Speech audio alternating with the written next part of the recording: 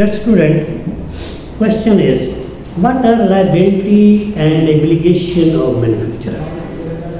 Manufacturers की liability और obligation क्या? Dear student, this is so much important question. और जो आपका करंट एग्ज़ाम जो 11 सितंबर को शुरू हो रहा है, ये उसके सिलेबस में ये क्वेश्चन भी शामिल है. Dear student, this question is consisting of two words. One is liability and other one is obligation. Well, words liability come in part 2 of the Punjab Consumer Protection Act 2005. ये जो लफ्ज़ liability है, ये Punjab consumer protection act 2005 के part 2 में आता है. And heading of set part is, और इस पार्ट की जो हेडिंग है वो है liability arising from defective product. यानी लायबिलिटी जो है वो डिफेक्टिव प्रोडक्ट से जो पैदा होती है उस पर मैन्युफैक्चरिंग की ये लायबिलिटी है. And same part start from section 4 to section 12. और ये जो पार्ट है इसमें सेक्शन 4 से लेकर 12 तक section and set section are mention below. ये सेक्शन जो है मैंने अपने नोट्स में जो है वो इस तरह बनाया. इस एंड के मुताबिक सेक्शन 4 जो है जिसमें मैन्युफैक्चरर्स की लायबिलिटी जो है वो पैदा होती है. वो कैसे? Liability for defective product. अब डिफेक्टिव प्रोडक्ट के लिए जो लायबिलिटी है उसमें क्या है? अब आप सेक्शन 4 जो है पार्ट 2 पंजाब कंज्यूमर प्रोटेक्शन 2005 की में जाएंगे तो देखेंगे आप कि उसमें ABCD सब सेक्शन 2 का 3 जुज़ हैं जिस पर डिफेक्टिव कहा जाता है. उसमें नंबर 1 पे it is defective in construction or composition as provided in section 5. Section 5 में जैसे प्रोवाइड किया गया है, अगर प्रोडक्ट के कंस्ट्रक्शन और कंपोजिशन में कोई ऐसी बेतरतीबी है, यानी ऐसे एलिमेंट हैं, ऐसे इंग्रेडिएंट है जो कि डालने चाहिए नहीं डाले गए, शामिल नहीं किए गए जब ये प्रोडक्ट बनी, तो उसमें आप डिफेक्टिव कहते हैं. इसी तरह अगर डिज़ाइन उसका स्टैंडर्ड के हिसाब से नहीं है तो आप डिफेक्टिव कहेंगे. नंबर 2 जैसे सेक्शन 6 कहते हैं. नंबर 3, अगर एडिक्वेट वार्निंग जो देनी चाहिए थी वो नहीं दी गई तो डिफेक्टिव है. अगर वारंटी नहीं है तो डिफेक्टिव. तो ये जो सेक्शन 4 है ये बहुत ही वसी और जामे किस्म का सेक्शन है. स्टूडेंट, इसको आप नोट फरमाएं. इस पर जब जो भी डिफेक्टिव आएगा तो मैन्युफैक्चरर की लायबिलिटी और कंज्यूमर को जो हक हासिल होता है वो कंप्लेंट करेगा. Number 5 section defective in construction और कंपोजिशन. जैसा कि हम पहले बता चुके हैं कि अगर उसके कंस्ट्रक्शन और कंपोजिशन में डिफेक्टिव है, जैसे कि बिल्डिंग है, a product shall be defective in construction or composition if at the time the product was manufactured a material deviation was made from the manufacturer on specifications whether known to the consumers or not. तो अगर तो composition में जो specification है उसने ऐसी डाल दी जो कि सिरे से उस प्रोडक्ट की स्पेसिफिकेशन में आती नहीं है, तो ये मैन्युफैक्चरर की लायबिलिटी डिफेक्टिव में है. नंबर 6 डिफेक्टिव इन डिज़ाइन. नो, इसमें जो है अगर डिज़ाइन में डिफेक्टिव है, सपोज कि आपने एक मोबाइल खरीदा जो कि आपके दोस्त के बाद भी है, आप उसका डिज़ाइन और है उसका और है, تو ڈیفینیٹلی آپ سمجھ جائیں گے کہ یہ 2 نمبر مینوفیکچرر ہے. This is a simple example for giving understanding regarding to defective and design. یہ سمپل سی ایگزامپل تھی جو میں نے آپ کے سامنے رکھا. Section 7 defective because of inadequate warning. یہ جو ایڈیکویٹ وارننگ ہے اس کا معنی یہ بنتا ہے product that it possessed a characteristic. Product جو اس کو کریکٹرسٹک رکھنی چاہیے وہ اگر نہیں ہے تو اس کو ہم کہتے ہیں کہ یہ ان ایڈیکویٹ وارننگ کی وجہ سے ڈیفیکٹ ہے. یعنی جو ایڈیکویٹ وارننگ دینی چاہیے تھی اس کے بجائے یہ ان ایڈیکویٹ وارننگ ہے کیونکہ اس کے جو کریکٹرسٹک ہیں اس پروڈکٹ میں وہ کافی نہیں ہے, اس میں جو ہے وہ کمی ہے. Inadequate warning. سیکشن 8 جو کہ مینوفیکچرنگ کی لائبلٹی کو فرق کرتا ہے defective because of non conformity to express warranty. Defective because of non conformity to express warranty. اگر ایکسپریس وارنٹی نہیں ہے تو وہ مینوفیکچرر کی اس میں غلطی ہے. Section 8. Section 9 proof of manufacturing knowledge. Manufacturers کے نالج کا ثبوت, جیسا کہ اس کو تھارولی ہم بتا چکے ہیں کہ کوالیفیکیشن کے مطابق آپ کو پتہ ہونا چاہیے. جب آپ کسی ڈاکٹر کے پاس جاتے ہیں تو پوچھ لیں کہ ڈاکٹر ہے, یہ نہ ہو کہ کوئی کمپاؤنڈر آپ کو چیک کر دے اور آپ کو بعد میں پتہ چلے کہ یہ جو مجھے دوائی دی گئی تھی, میڈیسن دی گئی تھی, یہ تو جو ڈاکٹر تھا ہی نہیں. Section 10 restriction and grant of damage. So much important. اب آپ کے ذہن میں یہ سوال ہوگا ڈیئر اسٹوڈنٹ کہ ہر ایک لائبلٹی جو مینوفیکچر کی ہے اگر ڈیفیکٹو ہو تو لائبلٹی آتی ہے اس پر ڈیمیج ملتے ہیں. اس پر تو ہمیں سیکشن 9 تو دے ہی نہیں رہا. Where the consumer has not suffered any damage from the product except the loss of utility. تو اس صورت میں manufacturer shall not be liable for any damage except return of the consideration or part thereof and the cost. یہ جو section 10 ہے consumer protection act 2005 کا, اس کے حساب سے اگر تو پروڈکٹ سے ڈیمیج ہوا ہی کچھ نہیں تو صاف ظاہر ہے سوائے یوٹیلٹی کا لاس ہوا تو مینوفیکچرر پر آپ ڈیمیجز نہیں دائر کریں گے. یہ اگر کوئی وکلا صاحبان سن رہے ہیں تو وہ بھی نوٹ فرمانا. بلکہ وہ ہوگا کیا, سوائے کنسیڈریشن ریٹرن ہوگی یا اس کا کوئی پارٹ یا ود کاسٹ ہے, اس کے علاوہ کچھ نہیں ملے گا. اور آپ نے سیکشن 10 کے حساب سے جو مینوفیکچرنگ, یہ نہیں ہے کہ اندھا دھند جو ہے ڈیئر اسٹوڈنٹ آپ پریکٹس میں جائیں اور سنے بغیر brief facts thorough facts with the client تو آپ کمپلین دائر کر دیں. بعد میں پتہ چلے کہ یہ تو آتا ہی سیکشن 10 میں, تو یہ آپ کی کمپلینٹ جو ہے وہ ڈسمس ہو جائے اور آپ کو شامل کی. Section 11 duty of disclosure. Disclosure کرنے کی جو ڈیوٹی ہے وہ یہ ہے کہ where the nature of the product according to section 11 of consumer protect, Punjab consumer protection.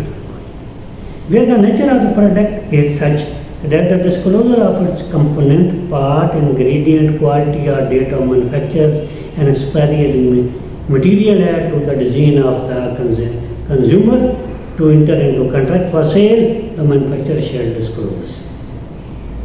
جب کنٹریکٹ ہوتا ہے مینوفیکچرر سے کچھ چیزیں اٹھانے کا جس کو آپ پروڈکٹ کہتے ہیں تو آپ ضرور اس سے پوچھتے ہوتے ہیں کہ ہم آپ سے کنٹریکٹ کر رہے ہیں جناب, اس میں انگریڈینٹ کون سے ہیں, کوالٹی کیا ہے, مینوفیکچرر کیا ہے, ایکسپائری کیا ہے. سپوز آپ جو ہے کوئی کاسمیٹک کی چیزیں خریدنا چاہتے ہیں, آپ نے مینوفیکچرر سے فیکٹری سے کنٹریکٹ ہو گیا اور وہ کنٹریکٹ جب ہوا تو آپ نے کہا کہ بھائی یہ جو چیزیں ہیں ان کے متعلق آپ ہمیں بتائیں کہ یہ ڈسکلوز کرنا آپ کا کام ہے کہ اس کے انگریڈینٹ کیا ہے، کوالٹی کیا ہے، مینوفیکچر کی ڈیٹ کیا ہے، ایکسپائری کیا ہے.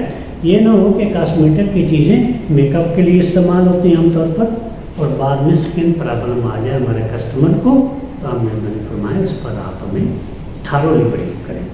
That is the duty of disclosure. اور ڈیوٹی ڈسکلوزر کس کی ہے؟ Manufacturer. Section 11 section 12 prohibition on exclusion from liability. This is so much important section.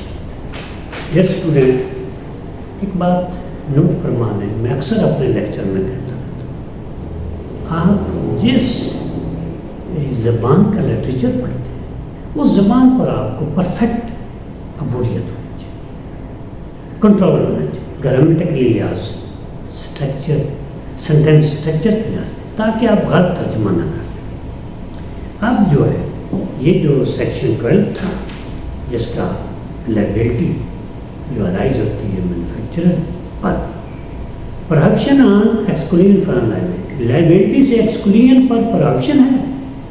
یعنی آپ کو پہلے کوئی کنٹریکٹ آپ نے کیا، کوئی نوٹس دینا چاہیے تھا، یہ نہیں، کوئی ضرورت نہیں. ورڈنگ اس کی یہ ہے، the liability of person by virtue of this part to a consumer would suffer damage shall not be limited or excluded by the term of any contract or by any notice. Contract کی term سے یا کوئی notice وغیرہ اس میں کوئی عمل دخل نہیں ہے، آپ کو ڈیمیجز ضرور ملیں گے تھیوری آف اسٹرکٹ لائبلٹی کی وجہ سے.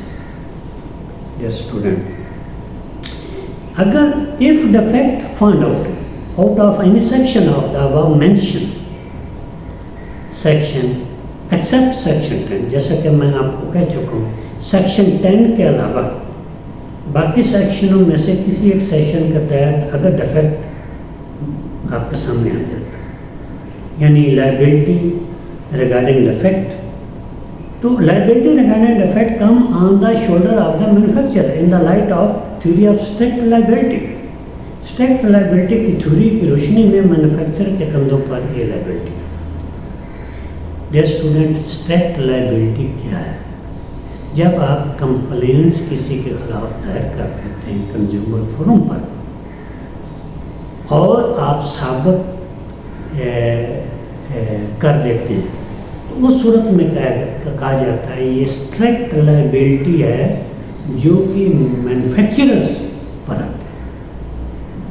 اس کو کہتے ہیں تھیوری آف اسٹرکٹ لائبلٹی. تو پھر کیا ہوگا؟ In the light of theory of strict liability of law of ٹاٹ، اگر کوئی ڈیفیکٹ آپ کے سامنے آ جاتا ہے جو سیکشن ہم نے آپ کو بتایا ان سیکشن میں سے کسی ایک کا تحت سوائے سیکشن 10 کے علاوہ اس میں شامل نہیں ہوگا، تو لا آف ٹاٹ کے تحت اسٹرکٹ لائبلٹی کی تھیوری کی روشنی میں مینوفیکچرر کے کندھوں پر لائبلٹی آ جاتی ہے. Consequently, consumer will file a complaint with brief facts before the competent court for getting damages against the manufacturer in the light of theory of strict liability of the law of tort. نتیجہ تھا dear student, آپ اپنے client کو یہ advise کریں گے کہ law of tarot کی جو اسٹرکٹ لائبلٹی کی تھیوری کی روشنی میں ہمیں کمپلین دائر کرنی پڑے گی اپروپریٹ فورم کے پاس، تاکہ جو لائبلٹی جو جن ڈیفیکٹ کی وجہ سے liability comes on the shoulder of the manufacturer وہ ہم لے سکیں. جب کمپلینس آپ دائر کر دیتے ہیں تو آٹو پہ جو لا جانتے ہیں وہ اسٹرکٹ لائبلٹی آ جاتی ہے جس کے خلاف آپ کمپلین دائر کرتے ہیں. اب dear student, second part of this question is consist of words obligation. پہلی تو تھی liability of manufacturer، دوسری آ گئی obligation of manufacturer. And said words obligation come in the part 4 of the Consumer Protection Act 2005. اور یہ جو لفظ ہے یہ پارٹ 4 میں ایک ہیڈنگ ہے جس کا نام ہے ایبلیگیشن آف مینوفیکچرر. اس یہ شامل is obligation of manufacturer manufacture, and same part is consisting of 03 section. اور یہ جو پارٹ ہے 3 سیکشن پر مبنی اور سٹارٹ ہوتا ہے سیکشن 18 ٹو سیکشن 20، یعنی 18 سیکشن سے لے کر سیکشن 20 جو پارٹ 4 کے سیکشن ہے وہ ڈیل کرتے ہیں کہ مینوفیکچرر پر ایبلیگیشن کیا ہے. بہت ہی نالجفل یہ سیکشن ہے. سیکشن وائز ایبلیگیشن جو ہے وہ ہم آپ کو بتاتے ہیں. سیکشن 18 میں آتا ہے price to be exhibited at the business place. جب آپ کانٹریکٹ کرتے ہیں کسی مینوفیکچرر سے تو مینوفیکچرر کو چاہیے کہ ریٹیل پرائز بھی لکھے، ہول سیل پرائز بھی لکھے، اور وہ ایک ایسی واضح جگہ پر لکھی ہو کہ کانٹریکٹ کرتے وقت کنزیومر جو ہے جب مینوفیکچرر سے کانٹریکٹ کرتا ہے تو ان کو ایک نظر دیکھ لے اور اس کو پتہ چل جائے کہ یہاں وہ ڈسپلیس ہے، یعنی فلاں آئٹم ہے اس کی ریٹیل کے حساب سے اتنی پرائس ہے، ہول سیل کے لحاظ سے اتنی پرائس ہے. ریٹیل مین جو آپ ایک ایک آئٹم کر کے بیچتے ہیں، ہول سیل مین جب آپ کسی کے پاس جاتے ہیں کہ ہول سیل کے حساب سے ہمیں اتنے جو کاٹن کے پیکٹ چاہیے، اتنے جو ہے ہمیں فیس ماسک چاہیے، اتنے ہمیں جو ہے وہ پالش کی ڈبی چاہیے وغیرہ، اس کو ہول سیل. سیکشن 19 کہتا ہے کہ جو سیکشن پنجاب پروٹیکشن ایکٹ 2005 ہے جو کہ مینوفیکچرر کی ایبلیگیشن ہے، receipt to be issue to the purchaser. Purchaser کو رسیٹ ایشو ہونی چاہیے اور اس رسیٹ پر کیا لکھا ہونا چاہیے؟ Date of sale, description of goods sold, good جو بیچی گئی اس کی ڈسکرپشن کیا، quantity and price of the goods, quantity اور پرائس کیا، and the name and address of the seller, اور سیلر کے نام اور ایڈریس. یہ پورا جو رسیٹ ہے جو آپ کو ایشو ہوگی پرچیزر کی طرف سے کنزیومر کو، اس پر اس کی یہ قواعد ہیں، اس کی ڈسکرپشنز ہیں. اب سیکشن 20 جو ہے اس کے تحت جو موسٹ امپارٹنٹ جو سیکشن ہے return and refund policy. Consumer کی دنیا میں یعنی بزنس کی دنیا میں جب آپ پرچیزر کے پاس جاتے ہیں یا کوئی سروس آپ ہائر کرتے ہیں تو آپ کہتے ہیں کہ section 20 of the Punjab consumer protection 2005 section 20 کہتا ہے return and refund policy of sellers shall be disclose to the buyer clearly before the transaction is completed by means of a sign at the point of purchase. اگر ہمیں لا آتا ہو، میں نے پہلے کہا کہ لا سوشالوجی ہے، سوسائٹی سے ڈیل کرتا ہے، تو میرے خیال میں کہ کافی ساری چیزیں سے ہمیں آگاہی حاصل ہو جائے. میری درخواست ہے اسٹوڈنٹس کہ تھارل اسٹڈی کریں لا کی، تاکہ ان کو وہ نالج بھی حاصل ہو کہ اگر کورٹ میں بیزی رہنے، جو مقدمات کا آنا کورٹ میں بیزی رہنے کا ایک بہت بڑا ذریعہ ہے، اگر نہیں بھی مقدمے آتے تو کم از کم ان کے نالج میں ضرور اضافہ ہو جائے گا. یہ کہتا ہے returns and refund policy of the seller shall be disclosed to the buyer. Buyer جو ہے خریدار کو ڈسکلوز ہوگی clearly before the transaction is completed by means of a sign at the point of purchase. Purchase کے point پر sign ہونے چاہیے اور اس پر اس سے پہلے اس کو بتانا چاہیے مینوفیکچرر کو. ریٹرن پالیسی اگر ہونی ہے تو اس طرح ہوگی، ریفنڈ اگر ہوتا ہے تو اس طرح ہوگی. سپوز اگر ہم کسی بس پر سفر کرتے ہیں تو ایک دفعہ جا کر ٹکٹ خرید لیتے ہیں راولپنڈی سے لاہور، تو خدا نخواستہ کسی وجہ سے ہمارا ارادہ ملتوی ہو جاتا ہے تو ہم دوبارہ کاؤنٹر پہ جاتے ہیں، ہم کہتے ہیں کہ بھائی یہ ٹکٹ آپ واپس لے لیں، میں نہیں جا رہا۔ وہ کہتا ہے ریفنڈ ہم کرتے ہیں، پیسے آپ کو واپس ہوں، لیکن اس میں اگر ٹکٹ تھی 2000 کی تو آپ کو 1500 ملے گا یا 1700۔ یہ ہماری پالیسی ہے۔ یس، ایز اے کنزیومر بس سروس آپ نے ہائر کی، اگر آپ یہ چاہتے ہیں کہ یہ میرے ساتھ زیادتی کر رہا ہے کاؤنٹر میں بیٹھے، تو وہ چاہے کوئی بھی کمپنی ہو، اس کمپنی کے خلاف آپ مقدمہ دائر کر سکتے ہیں، اور وہ مقدمہ جو ہے وہ اپروپریٹ فورم کے بعد آپ مقدمہ دائر کریں گے، اور اس پر آپ کمپلینٹ کے ساتھ بریف فیکٹس میں یہ شامل کریں گے کہ جو ان کی ریٹرن اینڈ ریفنڈ پالیسی ہے یہ اگینسٹ اللہ ہے، کہ میں نے اس ٹائم ٹکٹ خریدا پنڈی سے لاہور کا، اور بعد میں ایمرجنسی ہوگی، میرا ارادہ ملتوی ہو گیا، میں اس کے پاس گیا اور اس نے ریفنڈ جو ہے وہ کم رقم کی جبکہ اس کو زیادہ کرنی چاہیے، یہ مقدمہ آپ کا چلے گا اس کے خلاف، اس کمپنی کے خلاف۔ اب سوال یہ پیدا ہوتا ہے کہ یہ جو سیکشن ہے، ان سیکشن میں مینوفیکچر کی جو ایبلیگیشن ہے وہ کیسے وہ فیل ہوا، اب اس پر ہم بات کریں۔ If manufacturer do not fulfill any one obligation which are mentioned in the above mentioned section، اگر مینوفیکچرر جو سیکشن 18 ہیں، 19 اور 20 ہیں، اس کے حساب سے کوئی بھی ایبلیگیشن وہ فلفل نہیں کرتا،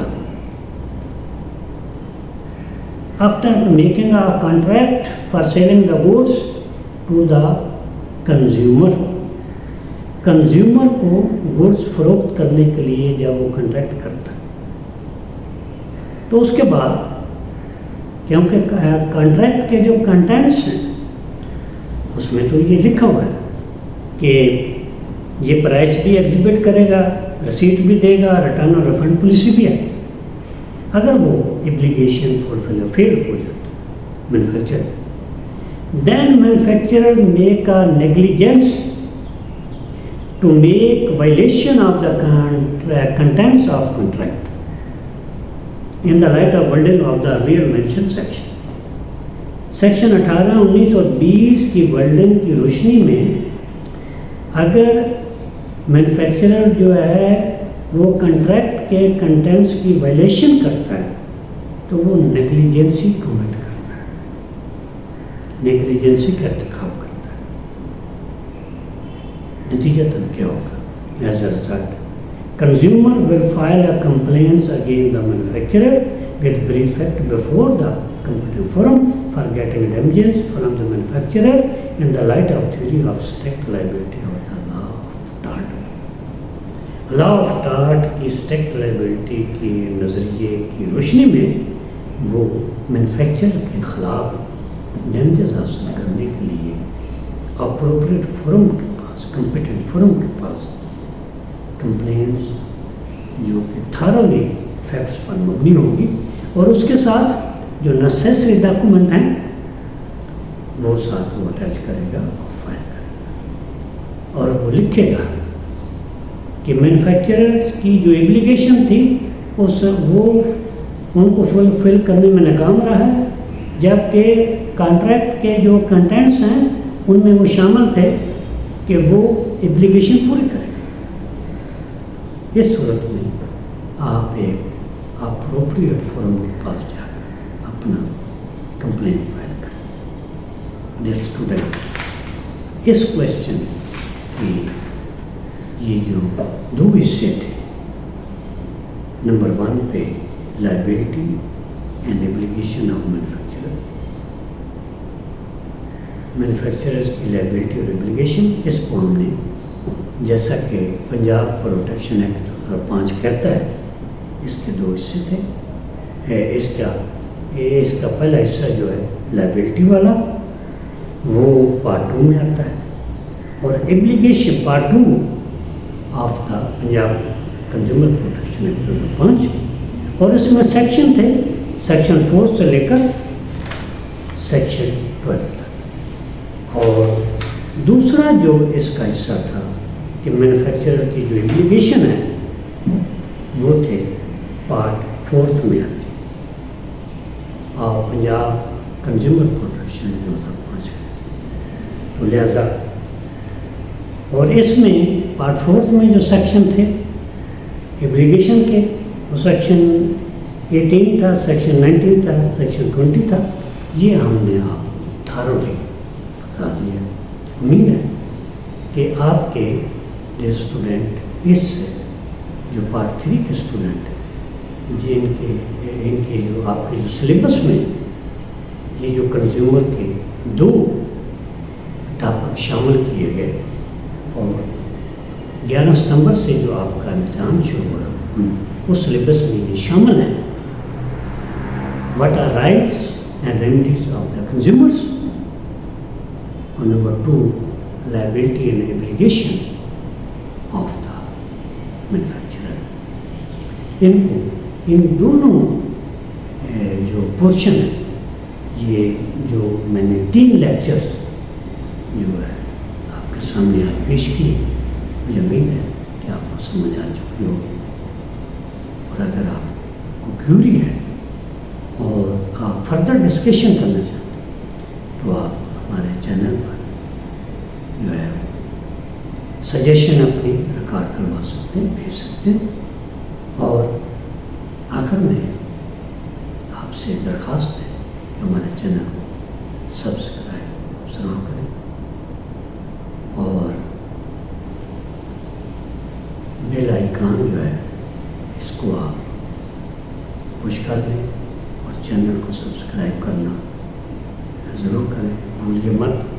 और ताकि हम आइंदा जो लॉ लेक्चर पर मबनी जो वीडियोज़ हैं, नॉलेजफुल वीडियोज़, वो आपके साथ शेयर करते हैं। इजाज़त दें, इजाज़त दो, खुदा हाफ़िज़।